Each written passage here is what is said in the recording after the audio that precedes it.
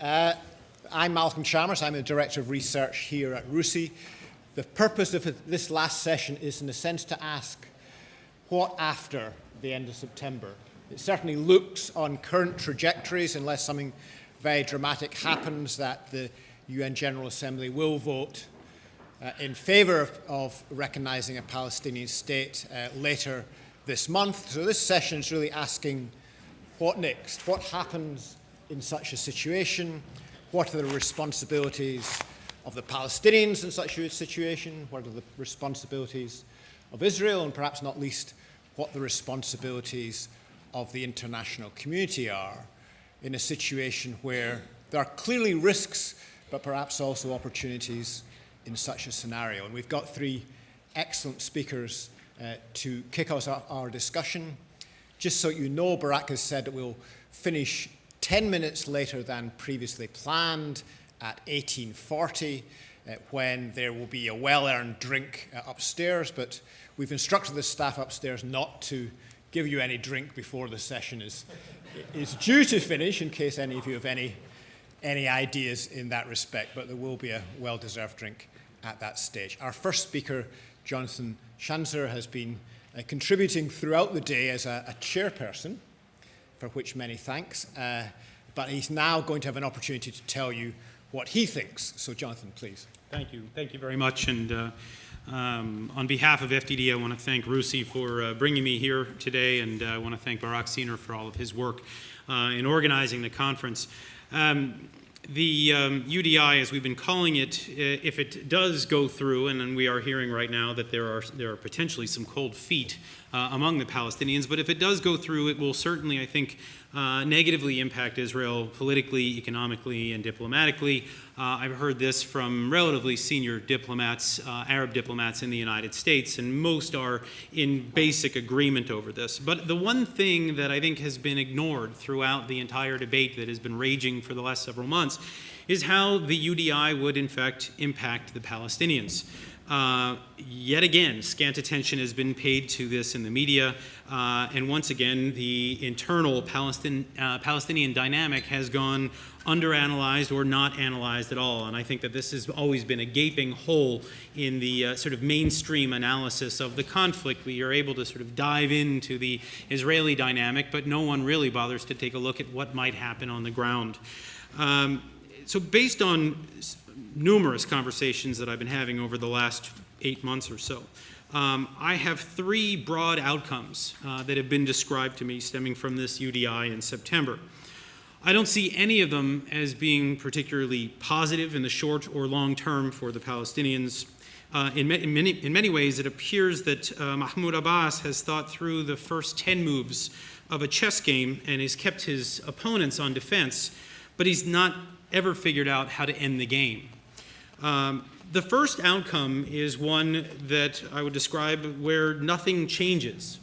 On the day after the UDI, the Palestinians will look out their windows and realize that the military, the Israeli military, is still there, and that they have no more control over their destiny than they had the day before the declaration. The institutional progress that had been made to date under Salam Fayyad would, of course, continue if there was a will to do so, but this would be slow and painstaking, as it has been already, and would provide very little satisfaction to the Palestinians, who I think are looking for more instant gratification as a result of this declaration of independence. In other words, it would quickly dawn on the Palestinians that they would ultimately need to get back to the business of diplomacy with the Israelis. But diplomacy would be encumbered by a lack of trust and goodwill, thanks to the political theater that this UDI has generated over the last several months. It will further be hindered by the attempts at reconciliation between Fatah and Hamas, and the very fact that Hamas is still in the picture will serve as a deterrent for Israel to return to the table. As an aside, I think it's probably just worth noting here for a moment that the fact that the rift between Hamas and Fatah continues will not be lost on the Palestinians, despite the fact that the Palestinians insist that there is a reconciliation process underway. It's quite clear that it is not moving in any positive direction, and one could even draw further that after 6 decades, the Palestinians have failed to coalesce under a unified national identity, and this would be, I think, starkly apparent the day after a UDI. On a practical level, the Palestinians will not have earned member status through the UN Security Council. We know that there will be a U.S. veto. So there will be really no predicate to have external monitoring processes put in place, little to no international institutions put in place to ensure that a Palestinian government continues to develop in a positive direction. In other words, any progress on this front will need to be self-initiated, just as it is today under Fayyad. Making matters more difficult will be the likely cutoff in U.S. aid, which we have already heard about today. The U.S. Congress is set to hold a second round of hearings on Palestinian aid on September 14th, designed in part to plan for the UDI.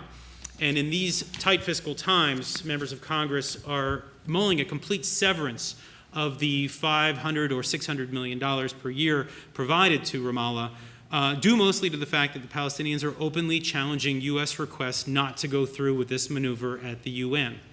And so the UDI, it should also be noted, is an abrogation of the Oslo Accords. We've talked about it already. And since Oslo has been the basis for all U.S. assistance over the last 2 decades, this will be further legal basis for the U.S. cutting off of aid and not just a political impetus. So in this scenario, the Palestinians on September 22nd or 21st, whatever the date would be, would celebrate having landed a very hard blow against Israel from a diplomatic level, a political level, but without changing one fact on the ground and perhaps finding themselves without the backing of their primary patron. The positive out of this scenario, if there is one to glean, is that the Palestinians could potentially refrain from violence, and this would leave them the ability to restore ties with both Washington and Jerusalem moving forward, should circumstances lend themselves to this. But again, I don't see anything necessarily game-changing about this, particularly if it only goes through the General Assembly. So let us call this first scenario frustration with stagnation. Then comes the second scenario, which has been described to me, and that would be, I would dub this frustration with conflagration. This is the scenario in which all of the aforementioned frustrations still exist, but the Palestine 194 rallies that have been scheduled for the eve of the Security Council request start off as nonviolent, but ultimately turn violent, as many in the Israeli military establishment have foretold. And so, right now we have Mahmoud Abbas, you have Nabil Shah, who you heard from today, Marwan Barghouti, a number of other Palestinian leaders who've been insisting that this is going to be nonviolent. But the Israelis have warned, and they've called up reserves in preparation for this. They've walked through likely scenarios, and they've procured supplemental riot control gear. And the reason for this is it's just simply based on history. If you look at what happened during the first Intifada and the second Intifada, what you realize is that it's very easy for protests to devolve into full campaigns of violence. Everyone knows this, so despite all assurances to the contrary, I believe that there is a very real risk for violence. And then once that happens, it would be, of course, uncontainable, and this would pose major security threats to Israel, but it would also pose severe security threats to the West Bank government. It is entirely possible that Hamas would seek to exploit this unrest. Violence against Israel from PA-controlled territory would absolutely prompt a response from Israel. And with each IDF retaliation, it is entirely likely that the already fragile PA/PLO/Fatah apparatus would grow weaker and allow Hamas to fill the void. This is exactly what happened, by the way, after the outbreak of the second Intifada, when the Israelis began to retaliate against Arafat's so-called Al-Aqsa Intifada. And what happened is that his apparatus continued to grow weak while Hamas continued to grow strong, ultimately leading to a state of chaos in the streets after his death, after Arafat's death in 2004, leading to an electoral victory on the part of Hamas in 2006, and then ultimately allowing it the space to breathe and the power to launch a coup in the Gaza Strip in 2007. Now, of course, one could argue that Israel would not let that happen, given the fact that there are strong military and intelligence ties that exist already, and that it would not be in Israel's interest. But the bottom line is that we just don't know how the Israelis would want to react to this. And I think just broadly speaking, don't count on Arab Spring non-violent protests against Israel from the Palestinians. It is preposterous to assume that that would happen. The temptation to lash out against Israel is just simply too strong for the Palestinians, given the history, given the contentiousness that we've seen over the decades. And the impact could be a third intifada, it could be a shorter spasm of violence, but it would almost certainly fail to benefit the PA. Rather, it would benefit, I think, Hamas in the long run. It would destroy the sort of economic and political institutions that Fatah has built, and I think allow for Hamas to flex some muscle. So this is the second scenario, and that would be the sort of intifada scenario. And then this is the third scenario, and I think it's much less likely, but one that was explained to me recently by some former Palestinian officials who've been very frustrated with the UDI process and have been watching very carefully. And what they've said is that this scenario would be frustration on an internal level. As a matter of fact, I published an article today in the Jerusalem Post that there is a small risk that the Palestinian frustration could, rather than focus on the Israelis, begin to focus inward. Mahmoud Abbas has been largely immune from the Arab Spring that has been exploding all around him. But how will the Palestinians respond the day after the UDI when they realize that nothing has changed for them and that their expectations have been heightened over the last year? How will they react when they realize that Mahmoud Abbas has squandered some important allies, notably the United States, and that international aid may be in jeopardy? The UDI is a big gamble for Abbas, according to these Palestinian former officials that I interviewed. They note that his presidential term has already expired. It expired in 2009. And the perception that the Fatah faction is corrupt and ossified and autocratic still holds. I mean, this was exactly the sentiment that led to the Hamas electoral victory in 2006. So in other words, the PA, to a certain extent, already looks like a lot of the regimes that have been toppled during the Arab Spring. And for those who say that Abbas is a far cry from Hosni Mubarak or Muammar Gaddafi, it's worth noting that Abbas's sons, Yasser and Tariq, have reaped tens of millions of dollars from the system established by their father since 2005. And this is also not lost on the people of the West Bank and the Gaza Strip. So if frustration begins to percolate, it's reasonable to expect that Hamas would probably join in. It's reasonable to expect that some of the sort of more liberal factions might also join in. No one knows whether these would be protests or exactly what form it would take, but you would get a sense that the frustration is there and that ultimately it would need to be expressed. And one of the reasons why we just don't know is because we've just never seen it before. All of the protests until now, all of the sort of expression of popular discontent have been largely focused on the Israelis. There have been a few small protests during the Arab Spring focused on the lack of reconciliation between Hamas and Fatah. So the question is, how would this play out? We don't know. What I've described here are three scenarios that could take place in the wake of UDI. I'm sure there are other permutations and variations, but no matter how things unfold, I think the Palestinians will find that their international status has not changed significantly. It is my view that it is the domestic dynamic here, the Palestinian internal dynamic, that needs to be looked at much more closely in the weeks leading up to this region-changing event. So with that, I'll close, and again, on behalf of FDD, I thank you very much for having me here today. Thank you very much. Thank you for keeping to time, and thank you for that very clear presentation. It's now my great pleasure to ask Ambassador Hassassian to come to speak to us in the second session in a row, and perhaps a testament to the sheer fortitude and stamina that diplomats need to operate on this process, perhaps more than any other, that he's agreed to speak to us again. Thank you very much. Thank you very much, sir. I need to remind the audience that I'm not a career diplomat, I'm a political appointee, so I'm a political animal before being a diplomat. Just a quick answer to the question of ifs. If is conditional. It is not really based on scientific axioms in order to make predicaments and judgments for scenarios that have been discussed by Dr. Chanzer. Only prophets can predict the future, and we pretend to be demigods in trying more or less to see or project what will be the anticipation of the Palestinian reaction to the failure of none being accepted as full member states in the United Nations. I think, our exercise here is to think positively, to think outside the box, to be lateral in our thinking, to find solutions, and not to keep on, fighting each other rhetorically, where it takes us to the adversarial stage, and not to the search for common ground in finding plausible solutions to this protracted conflict that has been going on for the last 100 years.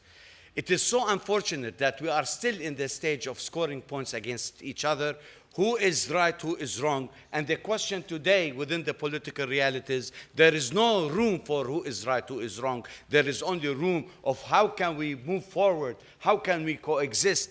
I haven't seen any kind of a positive attitude that gears us into that direction in order to find plausible solutions to this conflict. What happens on the day after? I have also to cling basically to the facts on the ground.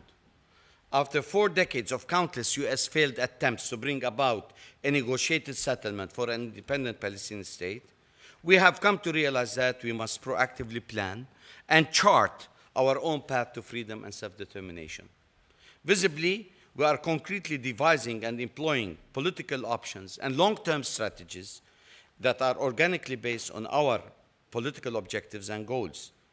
Today, we are implementing proactive, tangible, and specific political strategies that are authentically Palestinian-led and envisioned. Meanwhile, we are actively building and establishing practical and well-articulated political tools that are effectively changing the Palestinian political landscape and engaging and engendering the support of many within the international community. Palestinians are evolving into becoming strategic political planners with clear agendas. And I'm so happy that for a change that now we're changing perceptions. And we are well defined in our long-term national plans that are reflective of our own interests, national aspirations and needs. With the Palestinian state, we are finally free to chart our own destiny and are no longer bound by short-term reactive solutions that depend on outside influences or limited to the negotiating parameters set by Israel and other mediating parties such as the US. The plan is that the PA have put a lot of energy behind this campaign of statehood and diplomatic effort made in the readiness for this success. Defined borders of a Palestinian state, while Israel doesn't have defined borders that it acknowledges, the rest of the world does not accept the 1967 armistice line demarcates, where Israel finishes and the occupied territories of Palestine begin. Palestinian representation, all Palestinian Authority diplomatic missions today around the world, we are ready to be registering Palestinians living overseas in readiness to embrace them as part of the nation of Palestine. A legal framework needs to be developed to ensure the rights of every Palestinian are upheld and protected. East Jerusalem, as the Palestinian capital, is incredibly important. And it's always referred to as the hardest nut to crack. I think even Jerusalem is negotiable. Not only is it considered holy by all monolithic faiths, it is the historic and economic cultural center of Palestinian life.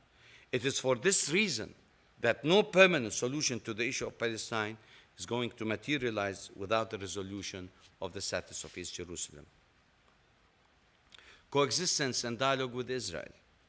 An end to occupation means normalizing Israeli-Palestinian relations in order for Palestinians to be in a position to negotiate their fate and facilitate a two-state solution to the conflict. The only way to preserve the option of the two-state solution, Palestine and Israel, is through the United Nations, and that Palestine be accepted as a member state on the borders of 1967. Then the policy of settlement construction and imposing diktats on us will become null and void. This pressure put by the US, Israel, and some European countries to abandon the Palestinian concept of going to the United Nations for statehood is basically completely unacceptable, and it will plunge the region into a cycle of violence, extremism, and anarchy and bloodshed. The outcome of September 24th in favor of Palestinian state will unite Palestinians and will usher in a new and more promising era for Palestinian self-determination. How to monitor this? There will be benchmarking via the collaboration of surveillance and consulting bodies to ensure the best practice, and a series of development goalposts with the supervision of international development bodies yearly reviews the situation. The responsibility of the international community towards the Palestinian state is absolutely important. This recognition would provide Palestinians with further means to gain more rights and obligations in the international legal order, and open avenues for Palestinians to gain access to the international justice and accountability mechanisms for violations of international law, which is in many ways a condition sine qua non for bringing an end and resolving the Israeli-Palestinian conflict.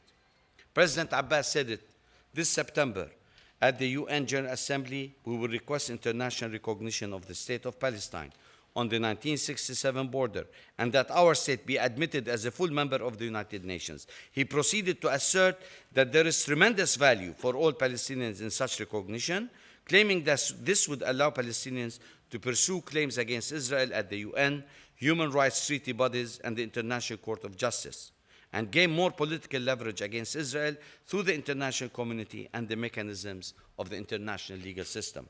However, the status quo in the occupied territories is the product of the international community's lack of accountability. It is now abundantly clear that the continued illegal settlement expansion, Israel aims to turn its occupation of Palestine into a permanent annexation. Without effective and proactive measures from the international community, Israel will be further encouraged to stay on the path of colonization and further entrench its enterprise of occupation. However, the international community has a permanent responsibility to uphold international law and protect the Palestinian people, support the Palestinian state.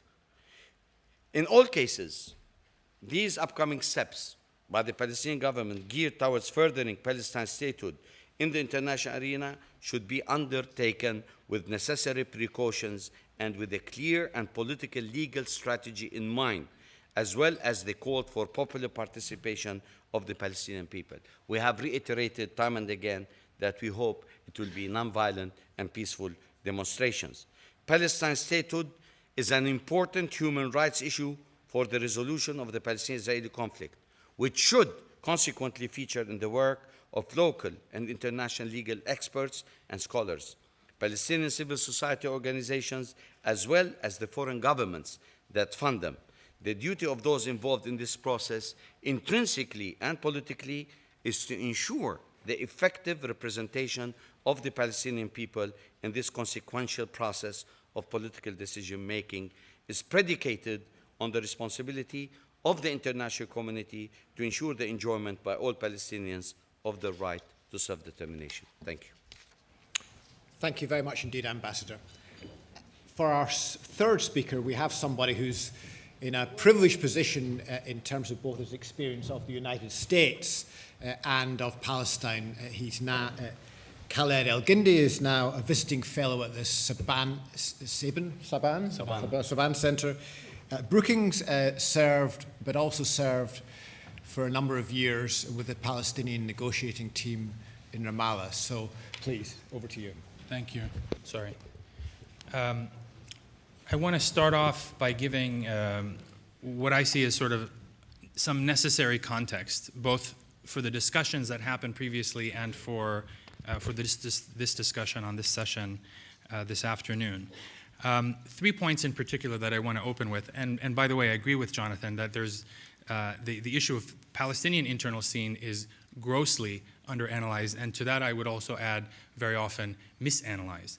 And if I can be, if my presentation this afternoon has any value, is hopefully to maybe shed some light on how I see the internal Palestinian scene as someone who lived that process for some time. The first point that I would make is that there is a need really, based on the discussions that I've seen in previous sessions, there's really a need to broaden the field of view on a lot of these issues. Many of the sessions, I think, unfortunately, in particular the one on Israeli security, could have been held September 7th, 2002, 2006, 2009. It seemed really out of place. September 7th, 2011, there's a real detachment, I think, from the discussion with both realities on the ground as they are unfolding in the broader regional context, but also in the Palestinian context in particular. One of the issues that was raised by Dr. Nabil Shaath is this lack of balance and parity.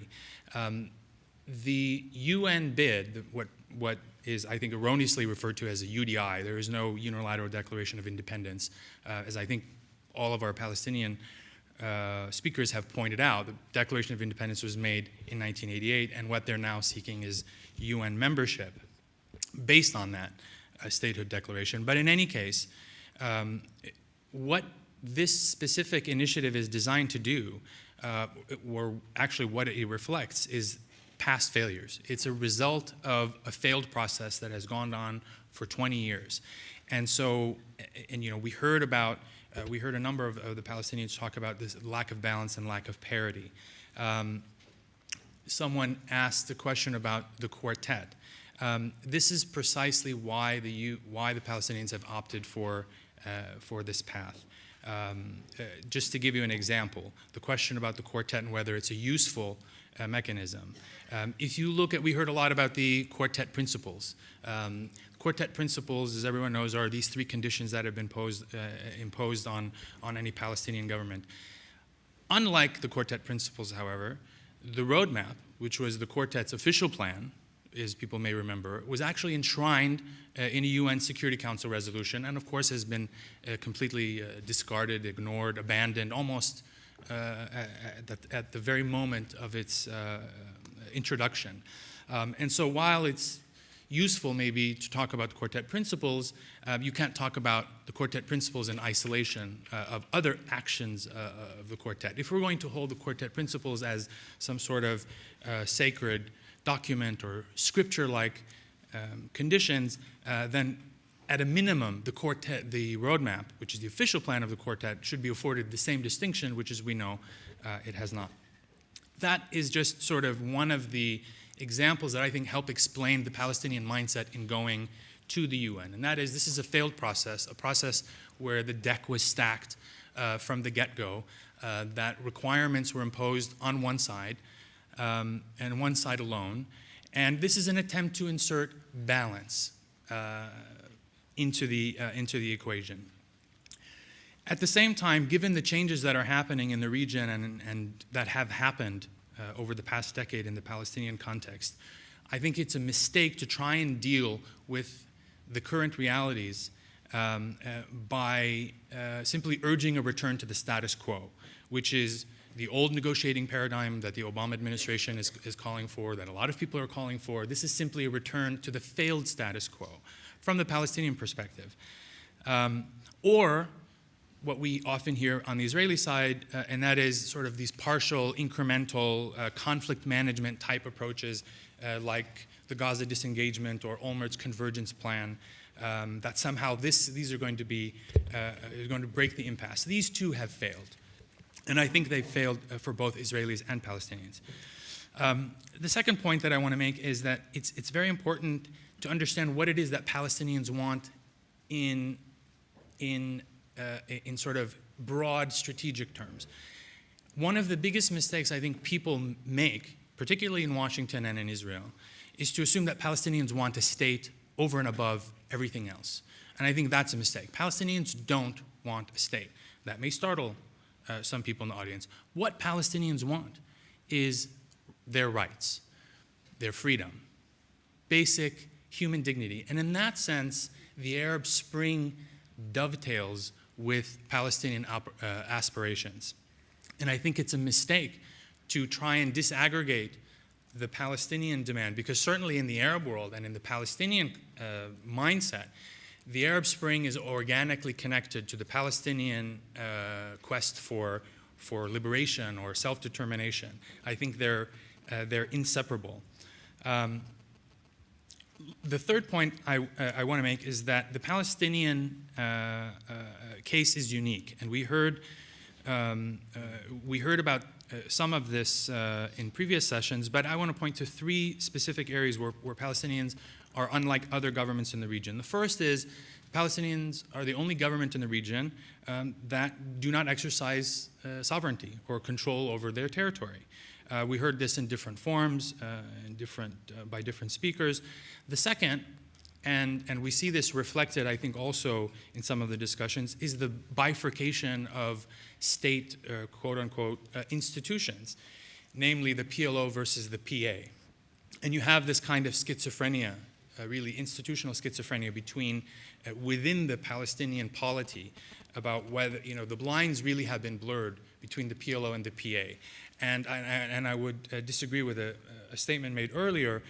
Israel's not entirely to blame for this. I think the PLO leadership, Yasser Arafat in particular, but also since then, also share some of the blame in blurring those lines between the PLO and the PA. Now we see a return of the emphasis onto the PLO. And I think that's important. And the third distinction is the geographic dispersion of the Palestinian people, both between the West Bank and Gaza Strip on the one hand, and between the occupied territories in general and the Palestinian diaspora. With regard to the specific UN initiative, I would agree with the statements that have already been made. I think Palestinians have not done a good job marketing the plan. They haven't explained the day after. They haven't done a good job explaining it to their own people, first and foremost. And we see this in some of the debates that are now happening, particularly in diaspora communities, but also inside Palestine, where there's a real fear that going to the UN might nullify refugee rights, for example. And I think those fears are overblown, if not misplaced, but it speaks to the fact that the PLO leadership has not done a good job explaining what it is that they're seeking and why, and what comes afterwards to their people. As far as the viability of statehood and the parameters that should be employed to monitor progress, I think one of the lessons that we learned from both the Oslo period and the quartet/roadmap period of the last decade is the need for parallel and mutual monitoring and accountability. The viability of statehood, as we know, depends as much, and in some instances more, on Israel as it does on Palestinians. Both current and previous Israeli governments have insisted on maintaining, for example, permanent or long-term or unspecified, indefinite Israeli control over Palestinian borders, the Jordan Valley, we heard, water resources, electromagnetic sphere, and so on and so forth, all of which effectively render any notion of Palestinian sovereignty or statehood meaningless.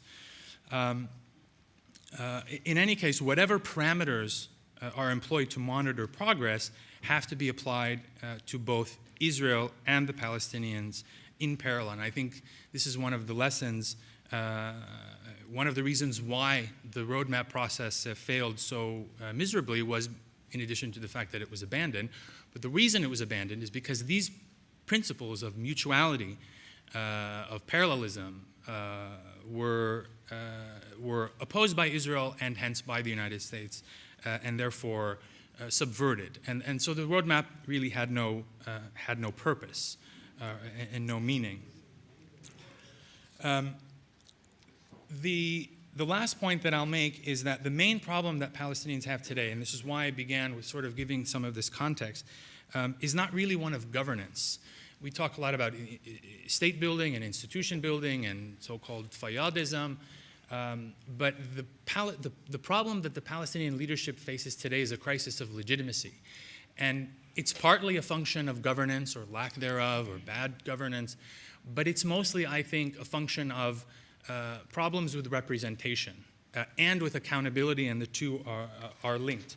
And I'll just give you the reasons why I think that's important. Historically, the PLO's legitimacy has been derived through what one expert has called representational pluralism, basically instituted through a quota system where the factions all get together. Fatah remains the dominant faction, but all of the factions are somehow represented under this umbrella called the PLO. That, of course, was true only up until the late 1980s when we saw the emergence of Hamas, and Hamas became a real political slash military force, or paramilitary, however you want to characterize it. And since then, of course, the Hamas has yet to be incorporated into the PLO. And at the same time, the institutional decline that we now see in the West Bank really began, I think, much earlier, partly because the PA absorbed the largely undemocratic culture of the PLO, beginning in the mid-90s, but also, I think, as a result of actions by Israel and the international community, where, despite the fact that there have been regular elections, you have a situation today where the PA has an unelected president. Essentially, his term has expired. You have no functioning parliament.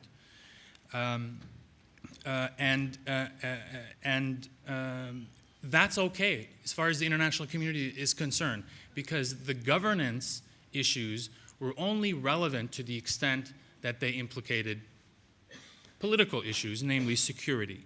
And so the international community and Israel, I think, bear some of the burden in the current state of affairs. The reality is that the PLO, over the past 2 decades, has gone from representing all Palestinians to just those in the occupied territory, and now increasingly just those in the West Bank. So you have this split, obviously, which has crippled the PA. And for those who see the reconciliation deal as a hindrance to moving the political process forward, I would actually submit that a weak, crippled, divided PA is itself the hindrance to any future progress, because you have essentially a Palestinian government or entity that cannot implement what it agrees to. At the same time, the PA itself is starting to look more and more like the PLO, and the PLO has a parliament in exile. Its members were never elected. And the PA leadership is basically consists of President Abbas and a few of his closest advisors, and that has historically been the pattern of the PLO as well. And as I said, the international community is largely complicit in this state of affairs. The last point is that this legitimacy crisis, and this kind of brings us back full circle as to why the Palestinian leadership has chosen this route. The legitimacy crisis has been aggravated by repeated failures at the diplomatic level, and that is these failed negotiations year in and year out, and really what I would consider a failed negotiating paradigm and a failed mediation paradigm on the part of the international community, and in particular the United States. Because at the end of the day, what Palestinians want is to end the occupation.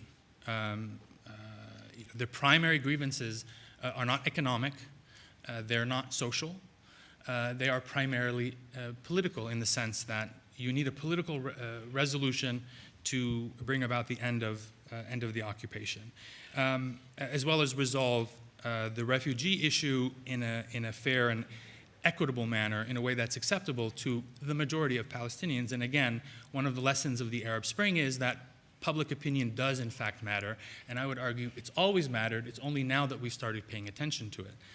And so these are the reasons why the Palestinians, as I see it, have chosen this particular path, not because they want to, but in a sense because they have to. They have no other choice. To go back to the failed status quo is basically to risk what Jonathan, the scenario number 3 that Jonathan alluded to, which is that the wrath of Palestinians will be aimed at the Palestinian leadership rather than Israel or someone else.